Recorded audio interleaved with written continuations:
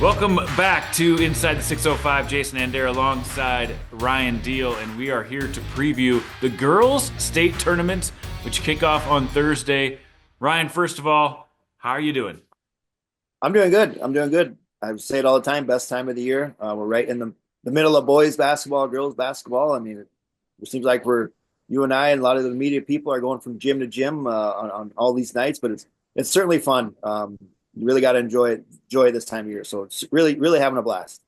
Well, I'm looking forward to these girls' state tournaments, especially. Looks like the weather will be okay for people getting there, as might get some issues on the way home, but at least people will get there safe and sound. The B's are in Huron, the A's are in Spearfish, and the double A's in Rapid City. So two mountain time start times for these two of these three tournaments. Let's start with Class B, Ryan. And first of all, just the field of Class B. A couple of a little upsets, but a really strong field in Class B.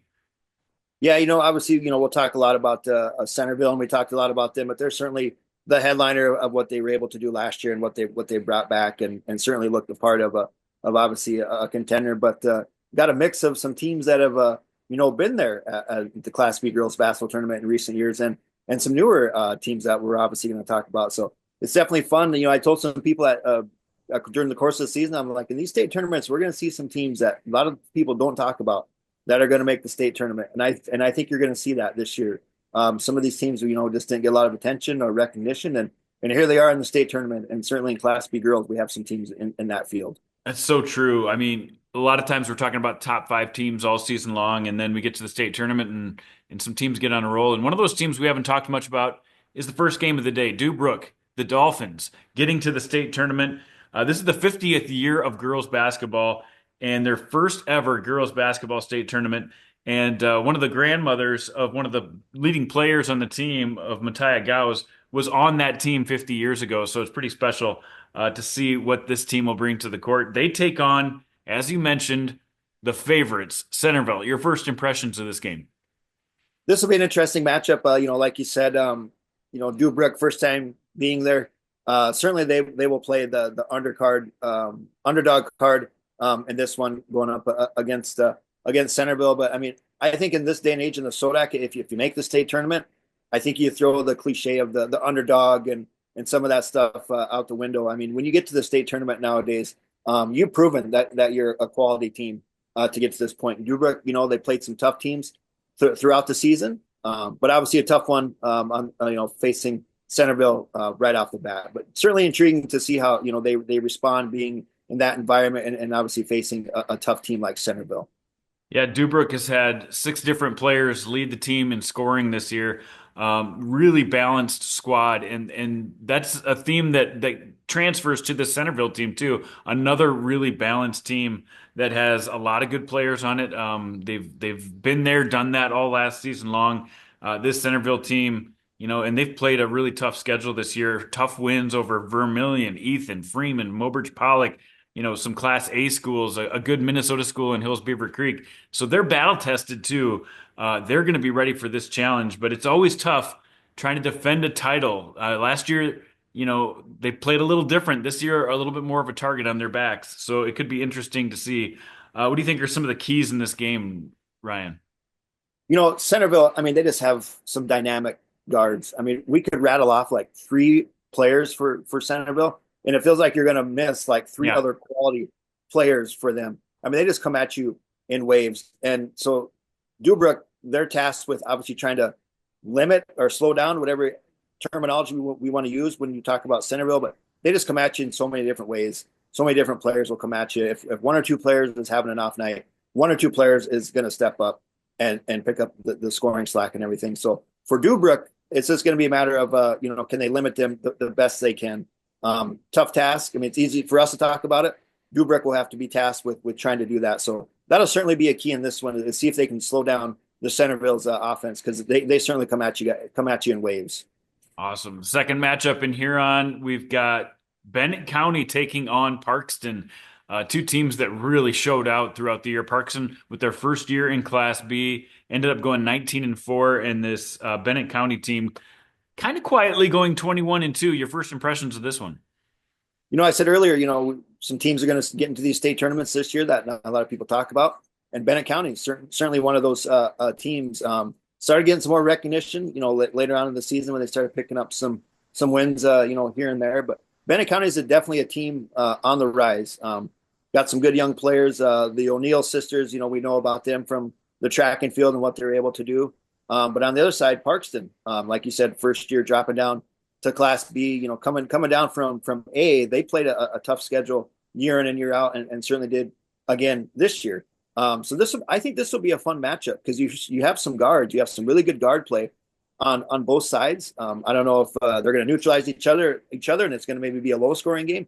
I don't know, but I kind of anticipate this one being kind of a little bit more high scoring. But I think this will be a fun one to watch. Yeah, I think you nailed it. The guard play in this one is outstanding. Parkston with one of the best backcourts in the class. Bennett County, probably the most athletic team overall in this class. They really play with grit and athleticism. They should be a really fun game to watch, if nothing else, in this one. And head coach Shauna Evans, she said that the culture has really changed at Bennett County, and this is a pretty young squad, and they've really overachieved. I'm really looking forward to see what they can do. But this Parkston team shoots at as high or higher percentage than most teams in Class B.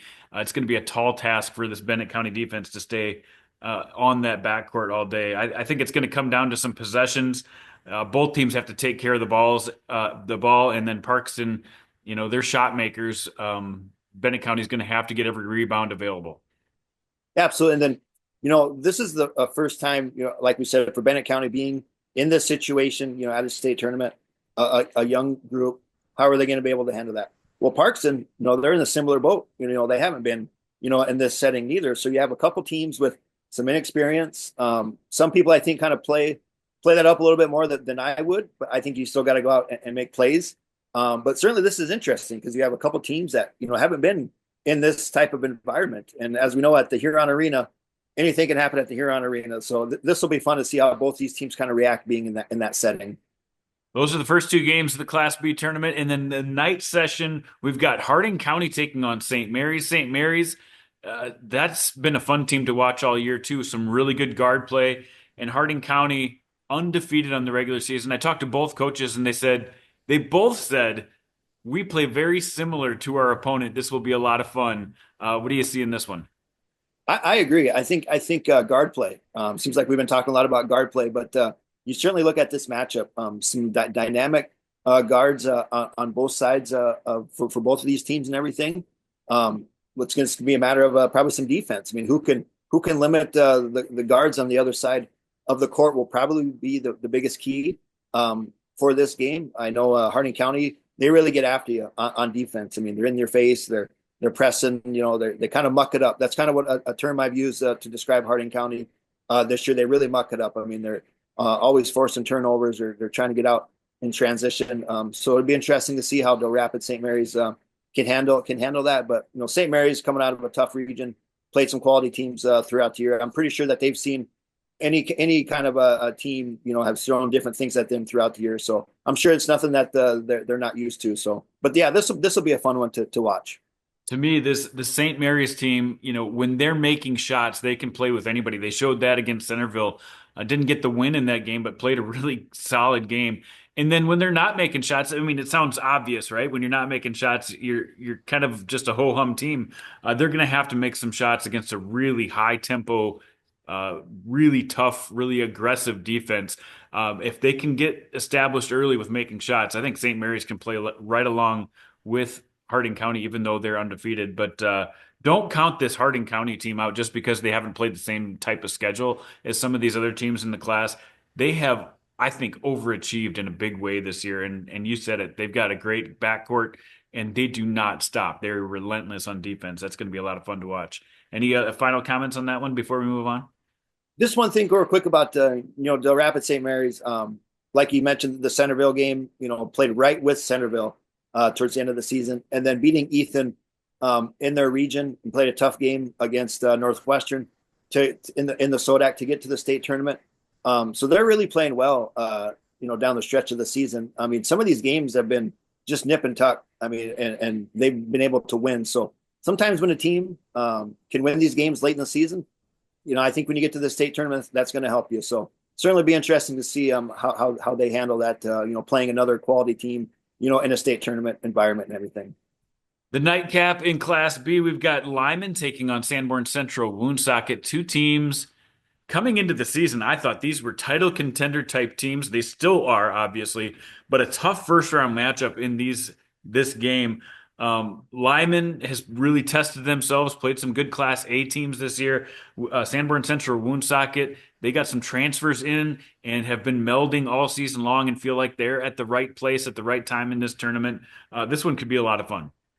I think so. Some dynamic scores on both sides for this matchup and everything. And like you said, both these teams face some quality opponents throughout the year. And I definitely agree. I mean, this is a pretty high level matchup that we're going to have here in the first round on Thursday. It's going to be fun to see how this one plays out. I mean, just definitely some good athletes on both sides. So certainly a fun one that'll happen on Thursday. Yeah, they played early in the season and Lyman got the win. That was back in December. Both teams feel like they've changed a lot since then. But really, you mentioned it, the top line players that we have in this one, Max Scott for Lyman and Liz Boshi of Sanborn Central Woonsocket. To me, it really comes down. There's so many equals in this game. Which one of those two players really steps up? And it's not just about those players because they've got a great surrounding cast. Both teams do. But I really am going to be watching that matchup. Yeah, absolutely. And Max Scott, she's kind of an inside outside kind of a player, but primarily, I mean, when you have a player of her size in Class B, you want to get her down low and try to exploit some matchups. So Sanborn Central, they'll be tasked with trying to defend her, down in the paint. But on the other side, Liz Boshi is a dynamic guard that as good as we'll see in Class B this year. So it's going to be interesting to see how those matchups will play out. And I agree, it's probably going to come down to that matchup, those matchups and everything. Yeah, I can't wait to see how that one turns out. That's your Class B preview. Just overall, it's going to be tough to beat Centerville, I think, in this class. But I see a lot of teams, if things go their way, yeah, they got a chance in this one. How do you gauge the entire class? I agree. I think Centerville just certainly looks the part. Last year they won that state tournament, returned a lot off that team, and they've taken everybody's best game throughout the whole season, and they're undefeated. So I just think that they're battle tested. All the cliche stuff. They're battle tested. They bring back all these players, but I really think it's going to take somebody have to play really special on any of those given nights to have to knock off Centerville. But certainly, if I had to pick a favorite, it'd be Centerville. But that's why they play the game. You just never know, especially when you get in the Huron Arena. Seems like magic always happens there at the Huron Arena. So I'm sure there'll be some surprises here and there. But so it'll certainly be fun. Best of luck to all those 8 teams and fans and players. It's going to be a lot of fun in Huron. But as we move west, let's move to Spearfish, where the Class A tournament will take place at the Donald E. Young Center. And again, just like last year we had a stocked field in Class A. It felt like, there were just stars brimming and there were undefeated teams and there were teams that were ranked all season playing against each other this year. Again, Ashlyn Copel will be there, one of the best players in the state. Ashlyn, Carlo Blunt, one of the top scorers in the state with an undefeated team. And then Sioux Falls Christian, who has been at or near the top of the rankings most of the season. I agree. Last year I said it a couple times this year, but last year the Class A girls tournament was as fun of a tournament that we've had in recent years, and I certainly think that this is going to be similar this year. There's so many quality teams that we're obviously going to talk about here in a little bit, but I definitely think Class A girls is going to be fun to see how this plays out, and I think it's going to be one of those that you just look at the scores afterwards, and you're going to see some scores, 1-2 points here and there come down to final possessions and all that type of stuff. So Class A girls, I'm anticipating another fun tournament. Well, the A's kick off with Sioux Falls Christian taking on Mount Vernon Plankinton. And first of all, MVP, one returning starter from last year, Reagan Russ, who was kind of a compliment to Emily Fox.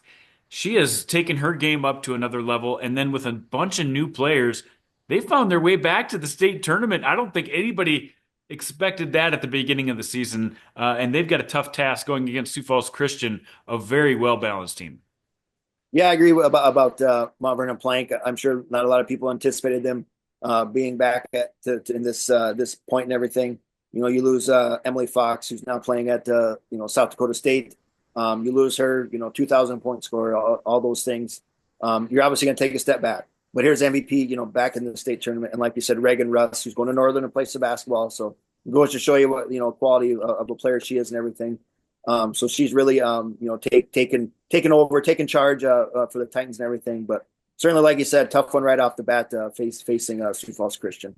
Yeah, MVP for me, they need to get really gritty in this one, and they're going to have to contest some shots against Sioux Falls Christian because Sioux Falls Christian, 1 through 5, even 1 through 7, can rotate anybody and anybody can take over. You see that by their leaders on the team. They've got 1, 2, 3, 4, 5, 6 players between 6 and 10 points per game. They just come out in waves at you. But for Sioux Falls Christian, they got to make sure Reagan Russ is held in check because she really makes this team go. Taryn Hegg has had a nice year in double digits, but Reagan Russ really makes this team go. They're going to have to make sure she doesn't take over this game. That's what I see in this one. Sioux Falls Christian's got a lot of talent. It's going to be tough to beat. Absolutely, and like you said, I'm sure Reagan Russ, they'll be keying on her, and Sioux Falls Christian just has a lot of length, so I'm sure they're going to be able to throw multiple players at Reagan. So it's going to be a matter of what other girls can step up and try to pick up some of the scoring slack if she's held in check and everything. So certainly that'll obviously be a key in this game. The second game, we've got Mobridge Pollock and Hamlin. Mobridge Pollock had a fantastic season, a little bit more under the radar because they weren't in the rankings quite as much as Hamlin, who pretty much spent the whole season in that top 5, but they end up being very similar teams. It should be a really fun matchup. What do you see in this one? I agree. This will be a fun one. Mobridge Pollock is a team I've kind of had my eye on this season. I was the one voting for them in the poll, and then they lost to Winter right towards the end of the season. So then I stopped voting for them, and then here they made it to the state tournament. But I've certainly been high on Mobridge all season, and this is definitely going to be a fun matchup. Mobridge and Hamlin, I think they're similar. A lot of good guard play. I think you're going to see both teams try to push the pace a little bit. So I think this 4-5 matchup is certainly going to be a fun one. Yeah, Mobridge Pollock, had to get a dramatic win in the Sodak 16. Charlie Henderson hit a shot with 10 seconds left to get them in. So they're really happy to be there. And this Hamlin team came in again. They had a couple of transfers on the team. In fact, their leading scorer, Addie Stephenson, got them there with her 16.9 points per game. And then, of course, Addie Neuendorf, another really great compliment in the backcourt. For me, Mobridge Pollock really need to play defense to make sure that the shooters on this Hamlin team don't take this game over. And for Hamlin, they're going to have to handle a full court press from Mobridge Pollock, who does a really good job of defending for the entire 32 minutes. I agree. And then, it's again a cliche, but, Mobridge Pollock, first time being at a state tournament. Hamlin, pretty veteran group. A lot of these players were on that Arlington team last year that finished second in Class B. And then Addison Neuendorf, one of those players that feels like she's been there for 6 years, and probably because she pretty much has been there for 6 years. Pretty much has been, yeah. And she's only a junior point guard, just a dynamic player and scorer for those guys. And for Mobridge, it's really going to be a matter of you really got to try to limit and slow down Addie Neuendorf as best you can. But like you said, Hamlin's just got some other quality guards on their team and everything. So I think this will be a fun one to see how this plays out. Yeah, Hamlin has a lot of potential. Mobridge Pollock is one of those teams that if they're playing defense well, they can hang with anybody. So that'll be fun. Dakota Valley takes on Sioux Valley. Dakota Valley, one of the most efficient offensive teams we've seen in Class A in a long time. Just so many different options. 3 of their top 4 scorers are freshmen. And then this Sioux Valley team, I don't know if there's any team that has 4 double-digit scorers on their team like Sioux Valley does, and they use all 4 of those players to lead their team on any given night. Kaylee Craddock, the future USD Coyote, Talia Vincent hitting the big 3-pointers for them, Liberty Trigstad, Kira Cruz, lots of players who can get it done for the Sioux Valley team. It's going to be a huge test. These two teams played each other just over a month or a little less than a month ago. Sioux Valley had the lead against Dakota Valley in the fourth quarter, but couldn't hang on for the victory. I think this is another one that might be closer than people think. I agree, and you mentioned all those some of those players and some of the stats. A lot of players can score on both sides for both these teams and everything. So, will that be a high scoring game? We hope so. I mean, because I think it certainly will. feels like it. It certainly feels like it. You get to this point in the season, and defense is what's going to win you some games. But I certainly anticipate this one being a little bit high scoring. And when it comes right down to it, who can get some more stops at the end of the game will probably be the difference in this one. But yeah, this will be fun. I certainly anticipate this one being up and down and a lot of points scored and everything. Yeah, Dakota Valley, they're talked about having one of the best offenses in the state. Their defense at times has struggled, and Sioux Valley will need to take advantage of that. I talked to Jamie Granum, the head coach of Sioux Valley, and he said coming off of that last game with Dakota Valley, we really have to limit the paint touches because they're deadly. When Cameron Somervold gets it down low, Ella Otten and Katie Betzworth, all those players that do so well on the inside, that's where it really hurt them. And for Dakota Valley, we talk about defense being their one Achilles heel. They're just going to have to take it up to a new level to play against a team that has so many good shooters. Um, Really looking forward to this one. Yeah, absolutely. And Dakota Valley, I think there's something to be said whenever you play in the DAC 12. You're battle tested and all of those sorts of things, and played in a tough region to get to the SODAC and then to get to the state tournament. So I certainly think when you get to this point of the season, the teams that you played help prepare you for this situation. So Dakota Valley probably has a little bit of an advantage when you kind of talk about that type of stuff. So, but still, I anticipate this one being a fun game. And then the nightcap on Thursday in Spearfish, we've got Makpia Luta taking on Wagner, two of the top players in the state. One team, not Makpia Luta, really challenged themselves with a tougher schedule this year, and boy, did they come out flourishing. They beat Flandreau in the Sodak 16, 62-27, a convincing way to get into the state tournament. And anybody who thinks that maybe they have a lesser schedule and can be looked past, I think they got to watch out. This is a really good team. Absolutely, and I've seen Mahpia Luta play with my own two eyes several times throughout the past couple seasons, and they're fun to watch, and they certainly look the part of a contender. Been to the state tournament, a number of years in a row. They just haven't been able to get over that hump as far as getting some getting some wins. Winning in the first round and advancing and all that type of stuff. But the Crusaders are legit.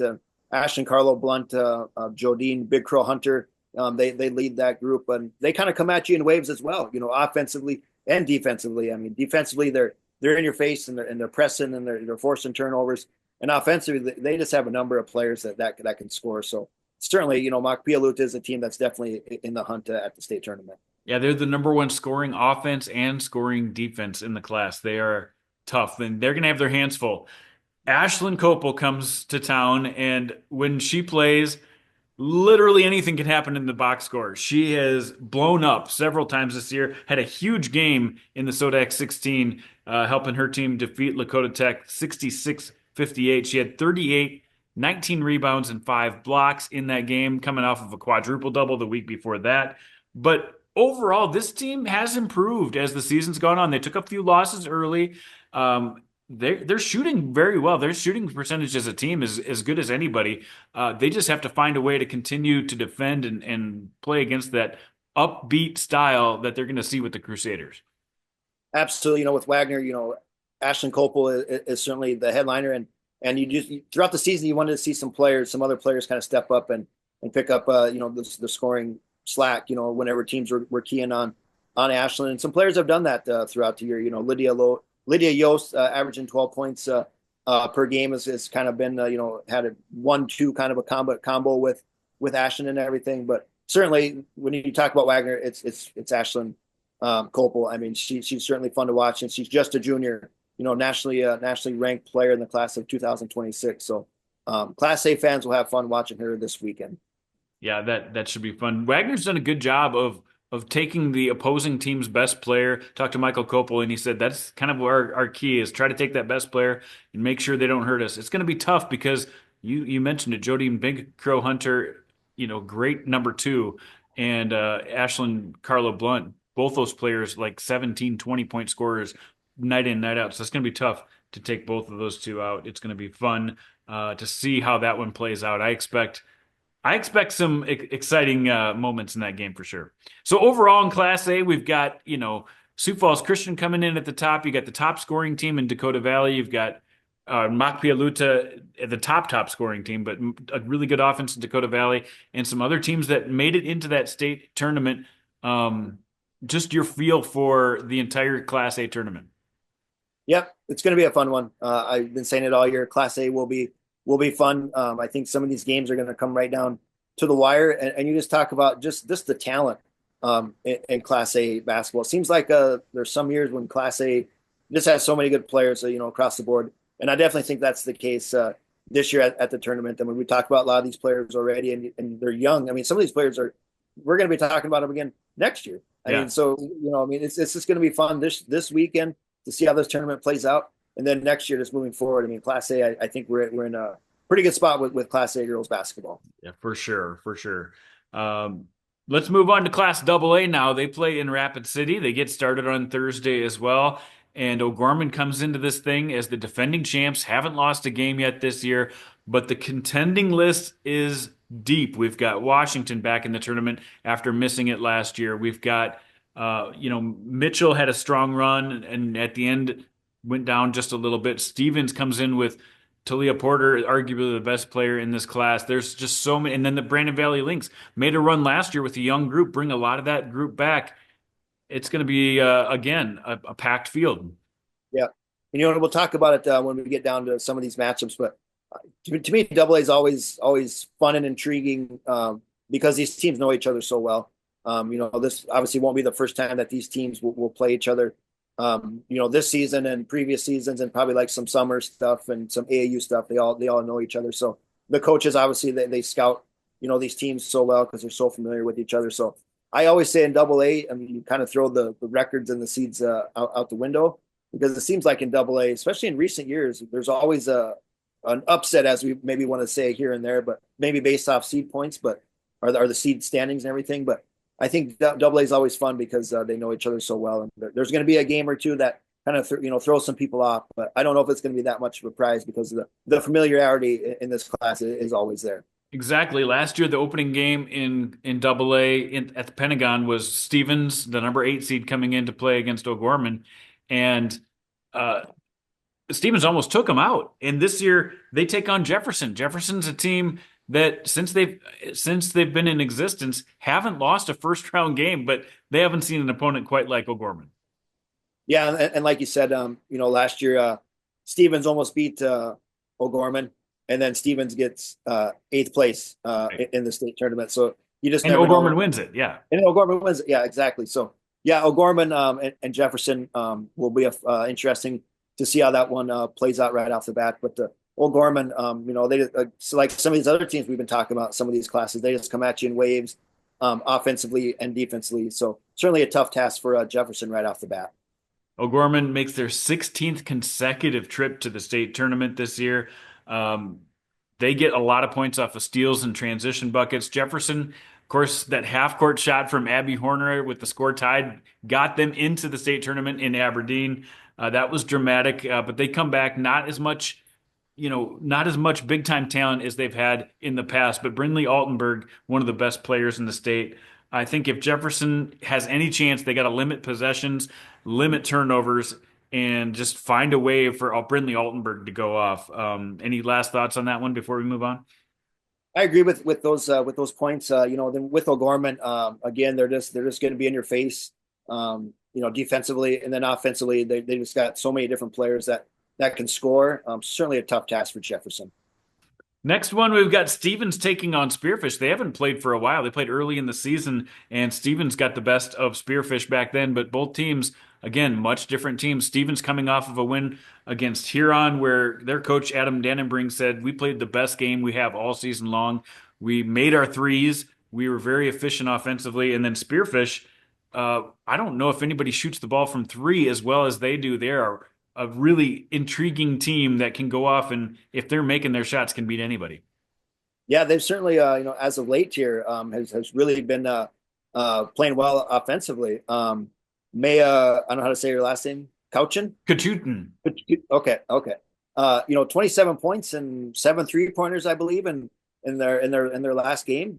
So it goes to show you what she's capable of doing. But certainly a tough task on the other side. Talia Porter, all-time leading scorer at Rapid City Stevens. That kind of speaks for itself. But this one will obviously be fun because of again the familiarity with each other and already playing and everything. So yeah, certainly be a fun one.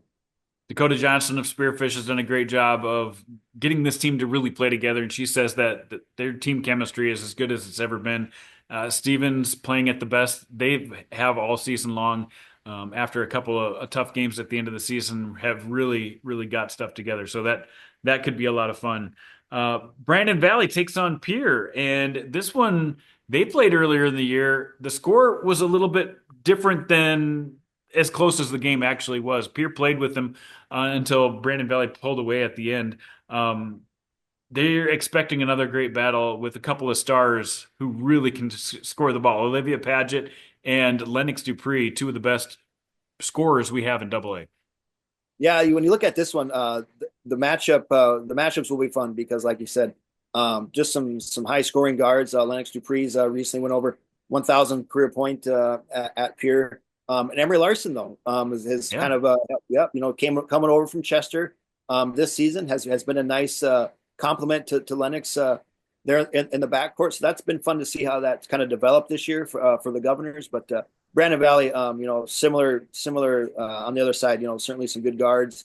Livia Pageant, Ava Kellenberger. I mean, there's just a lot of good guards on both sides. So this one will be fun to see how this one plays out. Yeah, Olivia Paget has taken her scoring to a new level, but really it's her defense that Coach Mike Zur says has really given them a boost this year.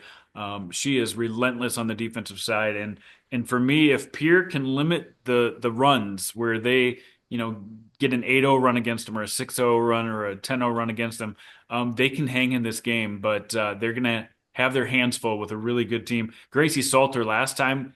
She's the post player for Brandon Valley. Last time she played against Pierre, had a day with 20 plus points too. So they're going to have to watch Gracie Salter on the inside too. So that's a look at that one. And then the final matchup, Washington taking on Mitchell. They just played a couple of weeks ago. Washington absolutely took it to the Colonels.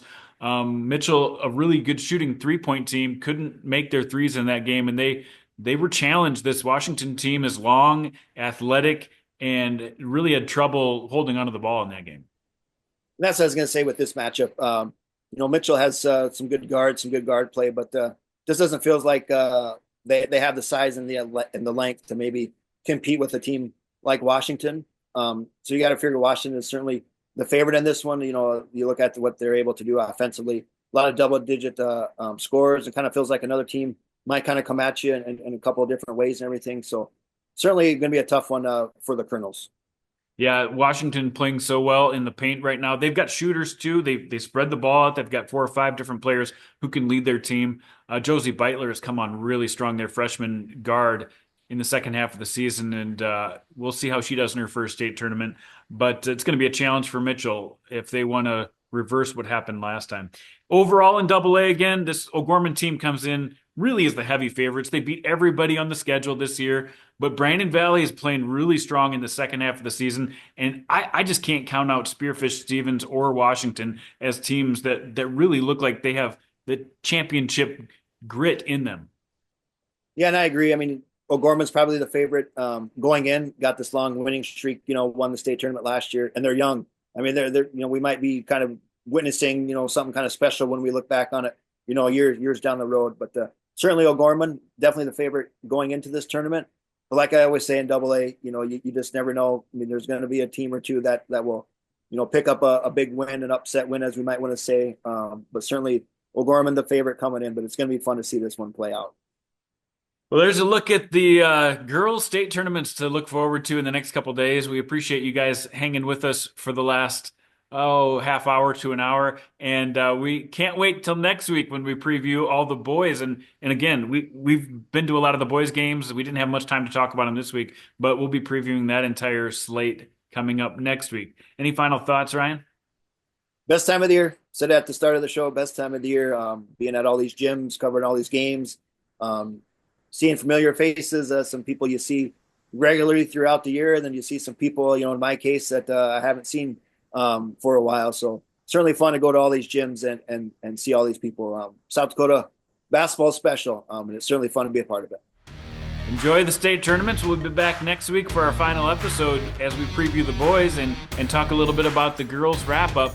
But for now, that's going to do it for Inside the 605. I'm Jason Andera. That's Ryan Deal. We'll see you next week.